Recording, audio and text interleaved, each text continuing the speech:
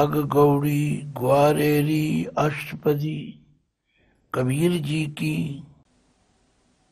एक ओंकार सतगुर प्रसाद, सुख मांगत दुख आगे आवे, सो सुख हमो न मांगया पावे।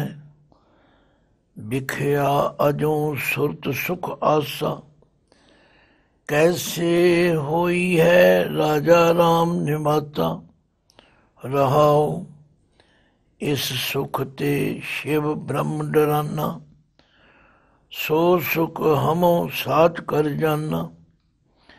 सनकादक नारद मुन सिखा, तिन भी तन में मन नहीं पेखा। इस मन को कोई खोजो भाई, तन छूटे मन कहाँ समाई। गुर प्रसादी जय दियो नामा, भगत कै प्रेम इन्हीं है जाना। इस मन को नहीं आमन जाना, जिसका भरम गया तिन साथ पछाना।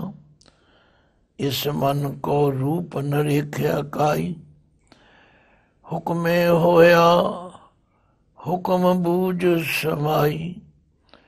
इस मन का कोई जाने भयो, ए मन लीन पै सुख देयो।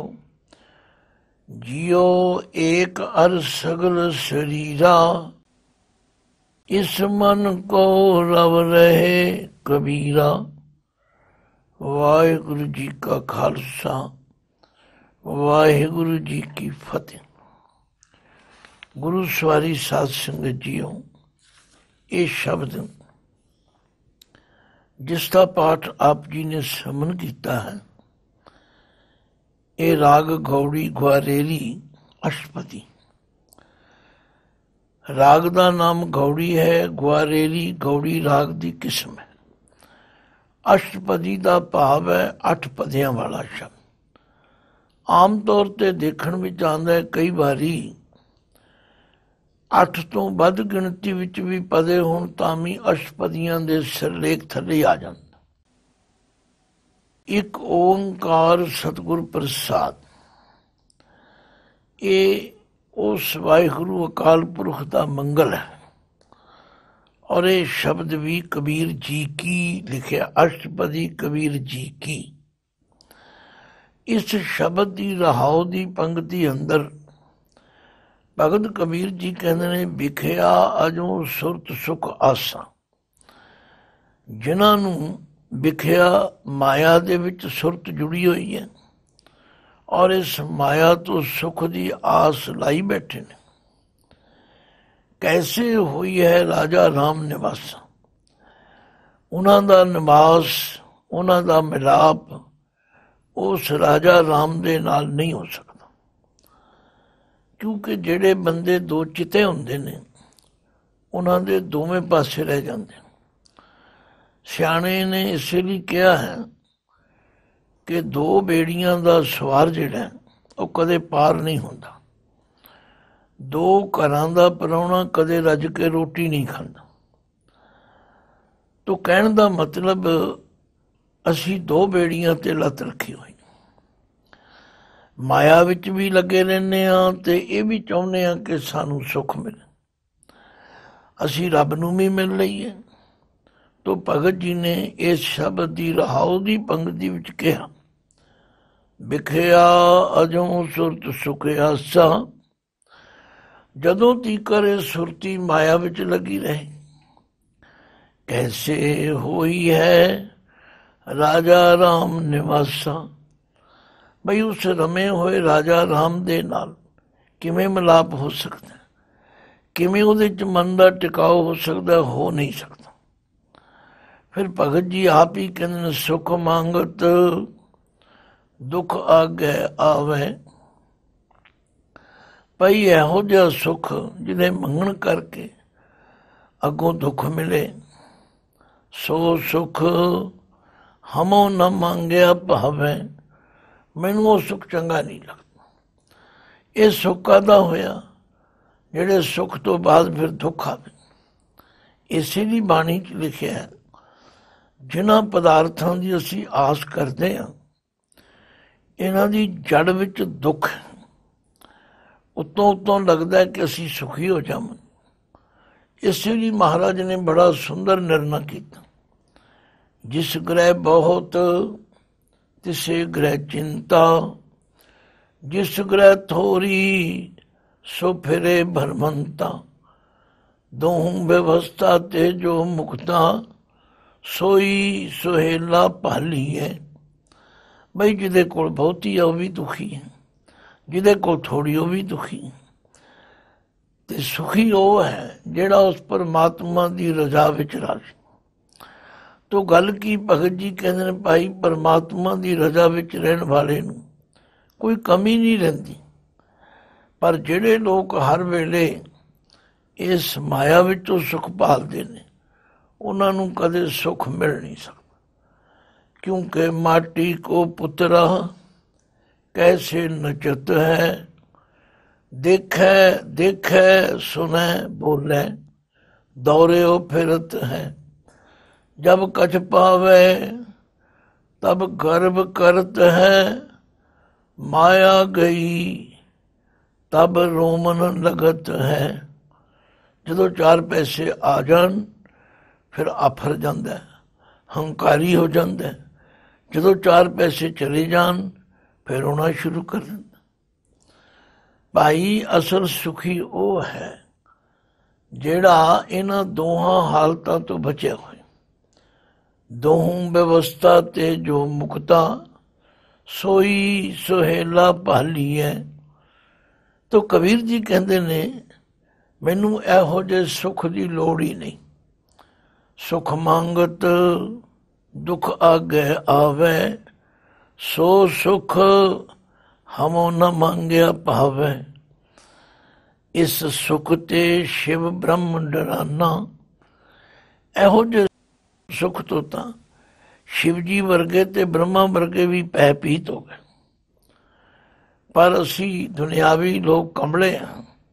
ਸੋ ਸੁਖ ਹਮੋ ਸਾਚ ਕਰ ਜਾਨਾ। ਅਸੀਂ ਉਸ ਸੁੱਖ ਨੂੰ ਸੱਚਾ ਕਰਕੇ ਸਮਝਦੇ ਹਾਂ ਤੇ ਜੱਫਾ ਮਾਰਨ ਦਾ ਯਤਨ ਕੀਤਾ। ਭਾਵੇਂ ਬਾਣੀ ਗੁਰੂ ਜੀ ਸਮਝਾਉਂਦੇ ਨੇ, ਮਾਈ ਮਾਇਆ ਛਲ ਤਿਣਕੀ ਅਗਨ ਮੇਘ ਕੀ ਛਾਇਆ, ਗੋਬਿੰਦ ਭਜਨ ਬਿਨ ਹੜ ਕਾ ਜਲ। ਆਖਿਆ ਇਹ ਮਾਇਆ ਛਲ ਰੂਪ ਹੈ। ਕਿਵੇਂ? ਜਿਵੇਂ ਕੱਖਾਂ ਦੀ ਅੱਗ ਹੈ, ਇੱਕ ਵਾਰੀ ਭਮੂਕਾ ਮਾਰ ਕੇ ਬੜੀ ਮਚੇਗੀ ਫਿਰ ਫਟ ਬੁੱਝ ਜਾਏ। ਜਿਵੇਂ ਹੜ ਦਾ ਪਾਣੀ ਇੱਕ ਵਾਰੀ ਬੜੇ ਜ਼ੋਰ ਨਾਲ ਆਉਂਦਾ ਫਿਰ ਥੋੜੀ ਦੇਰ ਬਾਅਦ ਉਤਰ ਜਾਂਦਾ।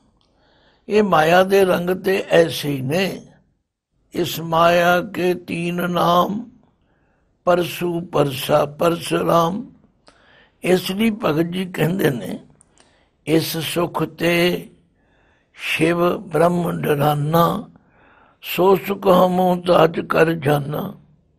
ਸਾਧ ਸੰਗਤ, ਇਹ ਠੀਕ ਹੈ ਕਿ ਹਰ ਜਗਿਆਸੂ ਹਰ ਸਰੋਤਾ ਚਾਹੁੰਦਾ ਵੀ ਸਾਨੂੰ ਇਹਨਾਂ ਦੀ ਕਹਾਣੀ ਸੁਣਾਓ, ਬਈ ਸ਼ਿਵ ਜੀ ਕਿਵੇਂ ਡਰਿਆ, ਬ੍ਰਹਮਾ ਕਿਵੇਂ ਡਰਿਆ। ਪਰ ਕਹਾਣੀਆਂ ਸਾਖੀਆਂ ਸੁਣਾਉਣ ਲਈ ਬੜਾ ਸਮਾਂ ਚਾਹੀਦਾ। ਇਹ ਤਾਂ ਸਿਰਫ ਇਸ਼ਾਰੇ ਮਾਤਰ ਹੀ ਗੱਲ ਕਰਕੇ ਸਮਝਣੀ ਹੈ ਕਿ ਭਗਤ ਜੀ ਦਾ ਮਕਸਦ ਕੀ ਹੈ।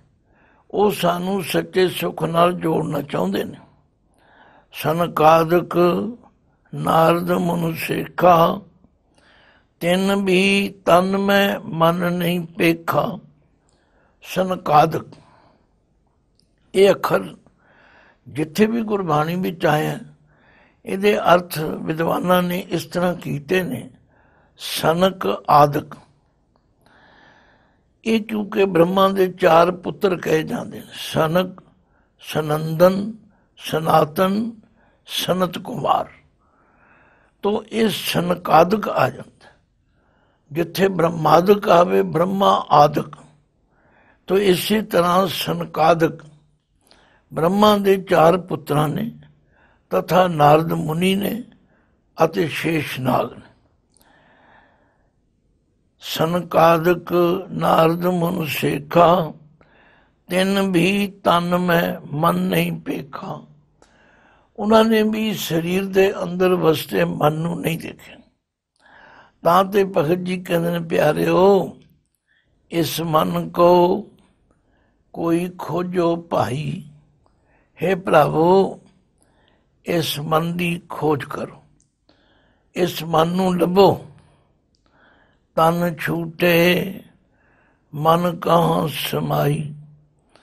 ਜਦੋਂ ਇਹ ਸਰੀਰ ਬਿਨਸ ਜਾਂਦਾ, ਇਹ ਮਨ ਕਿੱਥੇ ਜਾ ਕੇ ਸਮਾਉਂਦਾ? ਇਹ ਗੱਲ ਲੱਭਣ ਵਾਲੀ ਲੱਭਣੀ ਕਰੋ।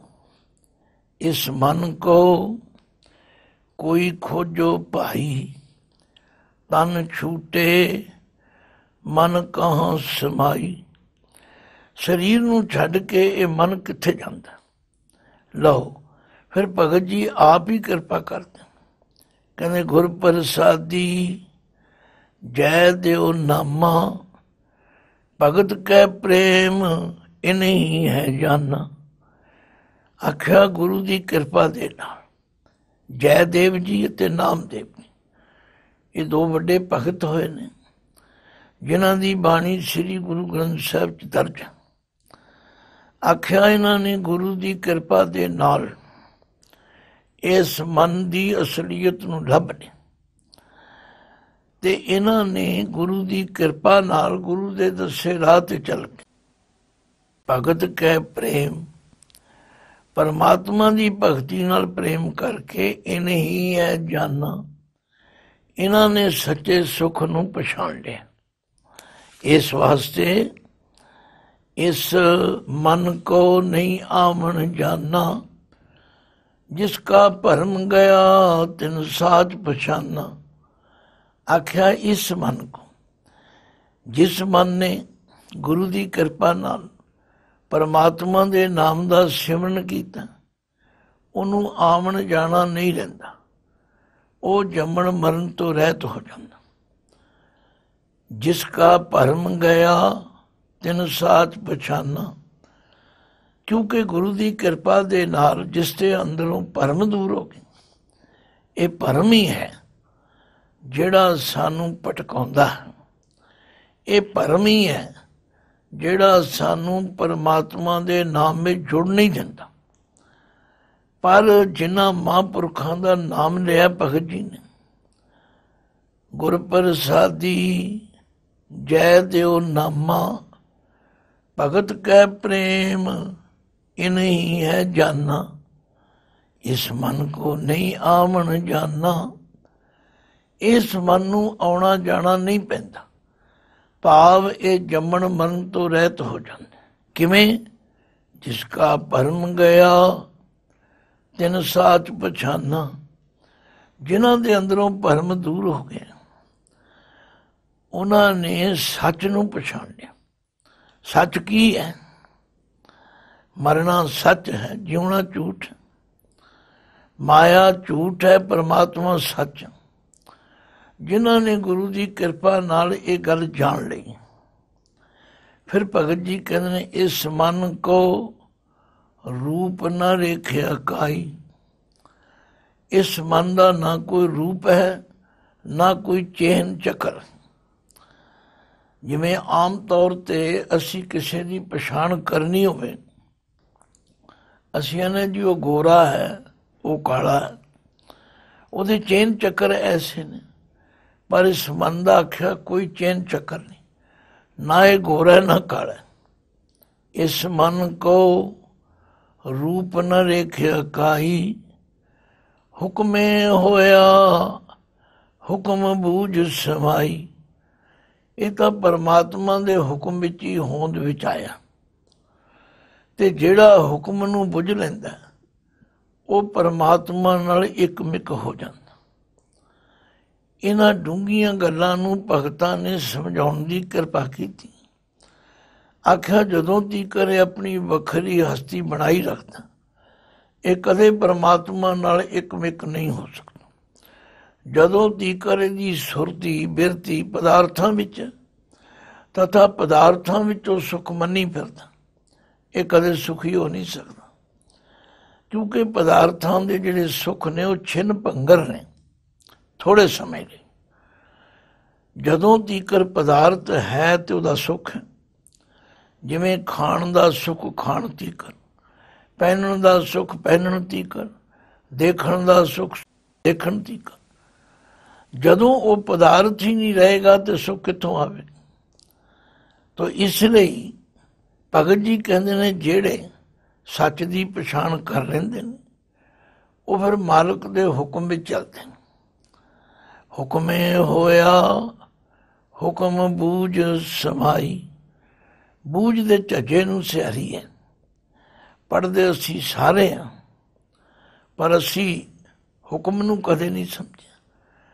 ਭਾਵੇਂ ਗੁਰੂ ਨਾਨਕ ਸੱਚੇ ਪਾਤਸ਼ਾਹ ਨੇ ਜਪਜੀ ਸਾਹਿਬ ਦੀ ਪਹਿਲੀ ਪੌੜੀ ਵੀ ਸਮਝਾਇਆ, ਭਾਈ ਜੇ ਭਟਕਣਾ ਤੋਂ ਰਹਿਤ ਹੋਣਾ ਤਾਂ ਹੁਕਮ ਨੂੰ ਬੰਨਣਾ ਪਵੇ। ਕਿਵ ਸਚਿਆਰਾ ਹੋਈਐ ਕਿਵ ਕੂੜੈ ਟੁੱਟੈ ਪਾਲ। ਹੁਕਮ ਰਜ਼ਾਈ ਚੱਲਣਾ ਨਾਨਕ ਲਿਖਿਆ ਨਾਲ। ਹੁਣ ਪੁੱਛਣ ਵਾਲੇ ਪੁੱਛਦੇ ਨੇ ਜੀ ਹੁਕਮ ਹੈ ਕੀ। ਗੁਰੂ ਬਾਬੇ ਨੇ ਕਿਹਾ ਹੁਕਮੀ ਹੋਮਨ ਆਕਾਰ ਹੁਕਮ ਨ ਕਹਿਆ ਜਾਈ। ਹੁਕਮੀ ਹੋਮਨ ਜੀ ਹੁਕਮ ਮਿਲੇ ਵਡਿਆਈ। ਹੁਕਮੀ ਉਤਮ ਨੀਚ ਹੁਕਮ ਲਿਖ ਦੁੱਖ ਸੁਖ ਪਾਈਐ। ਇਕ ਨਾ ਹੁਕਮੀ ਬਖਸ਼ੀਸ਼ ਇੱਕ ਹੁਕਮੀ ਸਦਾ ਭਵਾਈਐ। ਹੁਕਮੈ ਅੰਦਰ ਸਭ ਕੋ ਬਾਹਰ ਹੁਕਮ ਨ ਕੋਏ। ਨਾਨਕ ਹੁਕਮੈ ਜੇ ਬੁਝੈ ਤਾਂ ਹਉਮੈ ਕਹਿ ਨ ਕੋਏ। ਤੋ ਜਿਹੜਾ ਹੁਕਮ ਨੂੰ ਮੰਨ ਲੈਂਦਾ ਉਹਦੀ ਹਉਮੈ ਮੁੱਕ ਜਾਂਦੀ। ਬਸ ਇਹ ਹਉਮੈ ਹੈ ਜਿਸ ਨੇ ਸਾਨੂੰ ਪਰਮਾਤਮਾ ਤੋਂ ਦੂਰ ਕੀਤਾ। ਭਗਤ ਜੀ ਤੇ ਕਹਿੰਦੇ ਨੇ ਜਬ ਹਮ ਹੋਤੇ ਤਬ ਤੂੰ ਨਾਹੀ ਅਬ ਤੂੰ ਹੀ ਮੈਂ ਨਾਹੀ। ਆਖਿਆ ਜਦੋਂ ਤੀਕਰ ਮੇਰੀ ਵੱਖਰੀ ਹਉਮੈ ਸੀ ਮੈਂ ਪਰਮਾਤਮਾ ਤੋਂ ਦੂਰ ਸਾਂ, ਤੇ ਜਿਸ ਦਿਨ ਦੀ ਹੁਣ ਸਮਝ ਆ ਗਈ ਹੈ ਵੀ ਇਹ ਸਾਰੀ ਖੇਡ ਪਰਮਾਤਮਾ ਦੀ ਹੈ, ਹੁਣ ਤੂੰ ਹੀ ਤੂੰ ਹੈ। कबीर तू तू करता तू हुआ मुझ में रहा न हूँ। जब आपा पर का मिट गया जब देखा तब तू। इस मन को रूप न रेखे काई। हुक्मे होया हुक्म बूझ समाई। तो असी हुक्म मनण वाले पास्यों मुनकर असी ते अपनियां मन मर्जियां करनी चाहुंदे। इसे ਲਈ ਬਾਣੀ 'ਚ ਕਿਹਾ ਕਿ ਮਨਮੁਖ ਤੇ ਗੁਰਮੁਖ ਵਿੱਚ ਅੰਤਰ। ਮਨਮੁਖ ਹਮੇਸ਼ਾ ਉਹ ਕੰਮ ਕਰਦਾ ਜਿਹੜਾ ਉਸਦਾ ਮਨ ਕਹੇ। ਗੁਰਮੁਖ ਉਹ ਕਰਦਾ ਜਿਹੜਾ ਗੁਰੂ ਕਹੇ। ਤੋ ਜਿਹੜਾ ਗੁਰਮੁਖ ਹੈ ਉਹ ਗੁਰੂ ਦੇ ਦੱਸੇ ਅਨੁਸਾਰ ਚੱਲਦਾ, ਤੇ ਜਿਹੜਾ ਗੁਰਮੁਖ ਹੋ ਕੇ ਚੱਲਦਾ ਉਸ ਨੂੰ ਸੱਚੇ ਸੁੱਖ ਦੀ ਪ੍ਰਾਪਤੀ ਹੁੰਦੀ। ਇਸ ਲਈ ਭਗਤ ਕਬੀਰ ਜੀ ਕਹਿੰਦੇ ਨੇ ਪਿਆਰਿਓ इस मन को रूप न रेख्या काई। हुक्मे होया हुक्म बूझ समाई। आओ हुक्म ਨੂੰ ਬੁੱਝਣ ਦਾ ਯਤਨ ਕਰੀ। ਭਈ ਇਹ ਸਾਰਾ ਸੰਸਾਰ ਜਿਹੜਾ ਇਹ ਹੁਕਮ ਦੇ ਅੰਦਰ ਹੈ। ਇਹ ਪੈਦਾ ਵੀ ਹੋ ਰਿਹਾ ਹੈ, ਇਹ ਬਿਨਸ ਵੀ ਰਿਹਾ ਹੈ। ਇਹ ਸਾਰੀ ਖੇਡ ਹੁਕਮ ਦੇ ਅੰਦਰ। ਮਹਾਰਾਜ ਨੇ ਤੇ ਕਿਹਾ ਹੁਕਮੇ ਜੰਮੇ, ਹੁਕਮ ਵਿੱਚ ਹੀ ਜਨਮ ਲੈਂਦਾ, ਹੁਕਮ ਵਿੱਚ ਹੀ ਮਰ ਜਾਂਦਾ। ਪਰ ਨਹੀਂ, ਅਸੀਂ ਹੁਕਮ ਤੋਂ ਬੇਮੁਖ ਹੋ ਕੇ ਆਪਣੀਆਂ ਮਨ ਮਰਜ਼ੀਆਂ ਕਰਦੇ ਹਾਂ ਤੇ ਦੁਖੀ ਹੁੰਦੇ ਹਾਂ। ਪਰ ਜਿਨ੍ਹਾਂ ਨੇ ਗੁਰੂ ਦੀ ਕਿਰਪਾ ਨਾਲ ਹੁਕਮ ਨੂੰ ਬੁੱਝ ਲਿਆ, ਗੁਰ ਪ੍ਰਸਾਦੀ ਜੈ ਦਿਓ ਨਾਮਾ ਭਗਤ ਕੈ ਪ੍ਰੇਮ ਇਨਹੀ ਹੈ ਜਾਨਾ। इस मन को नहीं आमन जाना जिसका भरम गया तिन साथ पहचाना। इस मन को रूप न रेख्या काई। हुक्मे होया हुक्म बूझ समाई। ਲਓ ਅਖੀਰ ਵਿੱਚ ਭਗਤ ਜੀ ਕਹਿੰਦੇ ਨੇ, ਇਸ ਮਨ ਕਾ ਕੋਈ ਜਾਣੈ ਭੇਉ। ਇਸ ਮਨ ਦਾ ਭੇਦ ਕੋਈ ਬਿਰਲਾ ਜਾਣਦਾ। ਕੌਣ ਜਾਣਦਾ ਹੈ? ਜਿਹੜਾ ਗੁਰੂ ਦੇ ਹੁਕਮ ਵਿੱਚ ਚੱਲਦਾ। ਇਹ ਮਨ ਲੀਨ ਬਹਿ ਸੁਖ ਦੇਉ। ਬਸ ਉਹ ਫਿਰ ਮਨ ਕਰਕੇ ਲੀਨ ਬਹਿ, ਲੀਨ ਪੈਂਦਾ ਹੁੰਦਾ ਇੱਕ ਮਿਕ ਹੋ ਜਾਣਾ। ਕਿਹਦੇ ਨਾਲ? ਸੁਖ ਦੇਉ, ਜੋ ਪਰਮਾਤਮਾ ਸੁਖ ਸਰੂਪ ਹੈ ਉਹਦੇ ਨਾਲ ਇੱਕ ਮਿਕ ਹੋ ਜਾਂਦਾ। ਜਿਸ ਤਰ੍ਹਾਂ ਨਦੀ ਵਿੱਚੋਂ ਪਾਣੀ ਦੀ ਬਾਲਟੀ ਭਰ ਲਓ, ਤੁਸੀਂ ਕਹੋਗੇ ਜੀ ਇਹ ਬਾਲਟੀ ਵਾਲਾ ਪਾਣੀ ਹੈ, ਉਹਦੀ ਵੱਖਰੀ ਹਸਤੀ ਹੋ ਗਈ। ਪਰ ਜੇ ਉਸੇ ਬਾਲਟੀ ਨੂੰ, ਉਸ ਪਾਣੀ ਨੂੰ ਫਿਰ ਦਰਿਆ ਵਿੱਚ ਪਾ ਦਿਓ, ਫਿਰ ਉਹਨੂੰ ਵੱਖਰਾ ਕਰਨਾ ਮੁਸ਼ਕਿਲ ਹੈ। ਆਖਿਆ ਇਸ ਮਨ ਕਾ ਕੋਈ ਜਾਣੈ ਭੇਉ। ਇਹ ਮਨ ਲੀਨ ਪਏ ਸੁਖ ਦੇਉ। ਉਹ ਫਿਰ ਪਰਮਾਤਮਾ ਦਾ ਰੂਪ ਬਣ ਜਾਂਦਾ। ਜਿਉ ਏਕ ਅਰ ਸਗਲ ਸਰੀਰਾ, ਇਸ ਮਨ ਕੋ ਰਵ ਰਹੇ ਕਬੀਰਾ। ਆਂਦੇ ਨੇ ਸਮਝ ਆ ਜਾਂਦੀ ਵੀ ਇਹ ਜਿੰਦ, ਇਹ ਸਰੀਰ, ਇਹ ਸਭ ਇੱਕੋ ਹੀ ਹੈ। ਔਰ ਇਸ ਲਈ ਕਬੀਰ ਜੀ ਕਹਿੰਦੇ ਨੇ, ਮੈਂ ਤਾਂ ਇਸ ਮਨ ਕੋ ਰਵ ਰਹੇ ਕਬੀਰ, ਮੈਂ ਉਸ ਪਰਮਾਤਮਾ ਦੇ ਨਾਲ ਇਸ ਮਨ ਨੂੰ ਜੋੜਿਆ ਤੇ ਜੋੜ ਕੇ ਮੈਨੂੰ ਇਹ ਅਵਸਥਾ ਪ੍ਰਾਪਤ ਹੋਈ ਹੈ ਕਿ ਹੁਣ ਉਹਦੇ ਵਿੱਚ ਤੇ ਮੇਰੇ ਵਿੱਚ ਕੋਈ ਅੰਤਰ ਨਹੀਂ। ਕਬੀਰ ਤੂੰ ਤੂੰ ਕਰਤਾ ਤੂੰ ਹੁਆ, ਮੁਝ में रहा ना हूँ। जब आपा पर का मिट गया, जब देखा तब तू। ਹੁਣ ਮੈਨੂੰ ਤੇ ਕੋਈ ਫਰਕ ਨਜ਼ਰ ਹੀ ਨਹੀਂ ਆਉਂਦਾ। ਤਾਂ ਭਗਤ ਜੀ ਦੀ ਇਸ ਉੱਚ ਵਿਚਾਰ ਤੋਂ ਸਾਡੇ ਵਰਗੇ ਦੁਨੀਆਦਾਰਾਂ ਨੂੰ, ਗ੍ਰਸਤੀਆਂ ਨੂੰ ਪ੍ਰੇਰਨਾ ਮਿਲਦੀ। ਆਓ ਜਿੰਨਾ ਸਮਾਂ ਹੋਰ ਗੱਲਾਂ ਵਿੱਚ ਲਾਉਂਦੇ ਹਾਂ, ਇਹਨਾਂ ਸਮਾਂ ਇਸ ਮਨ ਨੂੰ ਖੋਜੀਏ ਔਰ ਇਸ ਮਨ ਨੂੰ ਸੱਚੇ ਸੁੱਖ ਵਾਲੇ ਪਰਮਾਤਮਾ ਨਾਲ ਜੋੜਨਾ ਕਰੀਏ।